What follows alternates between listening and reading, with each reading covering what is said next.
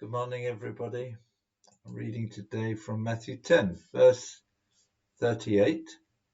And whoever does not take his cross and follow me is not worthy of me. The words of Jesus.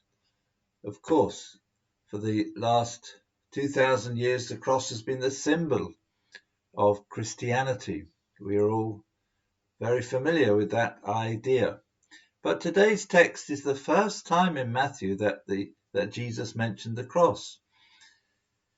When Jesus spoke these words, his disciples did not even know that Jesus himself would be crucified. He didn't speak to them about his own death until much later. What impact and effect did hearing this message have on the disciples? That to be worthy of Jesus, they must take up their cross. Why did Jesus use such an extreme and graphic metaphor to drive his point home? The equivalent for us might be something like Jesus saying this: whoever does not line up in front of a firing squad to be executed is not worthy of me. If that shocks you, that is the whole point. Jesus' words must have shocked his disciples.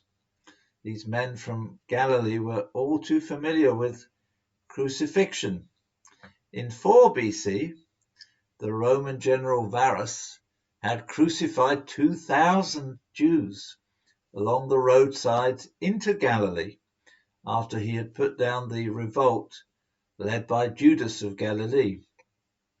Of course, Jesus' disciples would have been too young to have witnessed that, but no doubt they'd heard about it from their parents or others, and it must be almost certain that they too had witnessed firsthand people in Israel being crucified.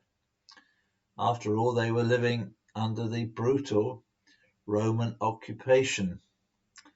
They were therefore also familiar with the scene of men taking up their crosses, and they knew there was only one possible outcome once someone was carrying a cross: death. Jesus was demanding total devotion to himself.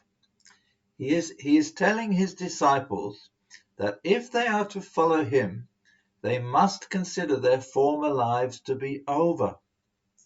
They no longer belong to themselves. They are now under the authority and command of another. But unlike the men whom the Romans condemned to death, this cross carrying for Jesus is entirely voluntary. We do it voluntarily.